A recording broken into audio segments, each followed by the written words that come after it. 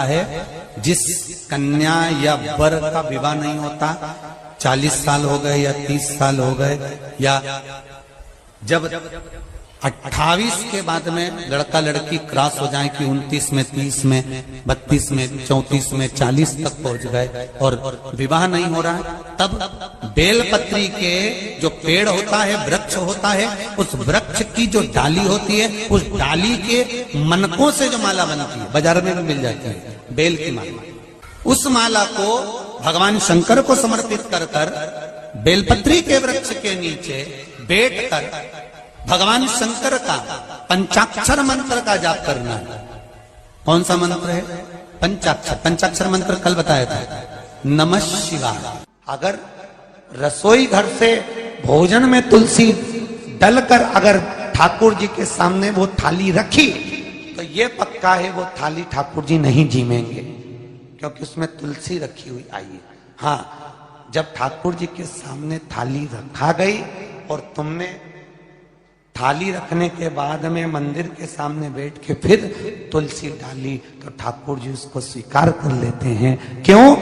क्योंकि 33 करोड़ देवी देवता एक जगह पर विराजमान हैं। जब हम थाली रखते हैं, प्रथम देव उस भाग को ग्रहण कर ले। जब तक तुलसी डालते हैं, प्रथम देव अपनी दृष्टि हटा लेते हैं। समय होता है, एक टाइम होता है, एक पल होता है, एक घड़ी होती है कि गणेश जी महाराज हमारे घर में आ गए।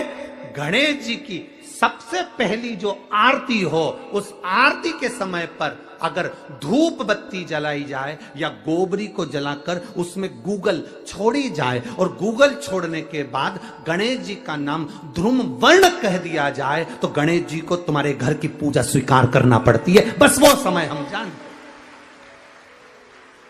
हम तो बस उतना जानते हैं कि शिव महापुराण में लिखा और मुद्गल पुराण में लिखा, गणेश पुराण में लिखा, गणेश जी का एक नाम होता है ध्रुम वर्ण। क्या नाम है?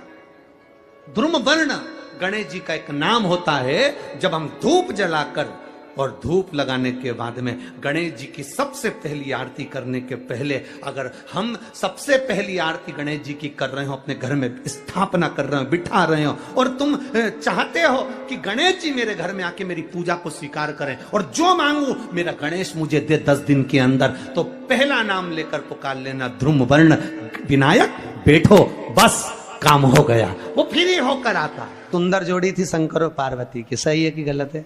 कभी नहीं झगड़ते थे। इसलिए पृथ्वी पर ना तो लक्ष्मी जी के व्रत हैं, ना ब्रह्माणी के व्रत हैं।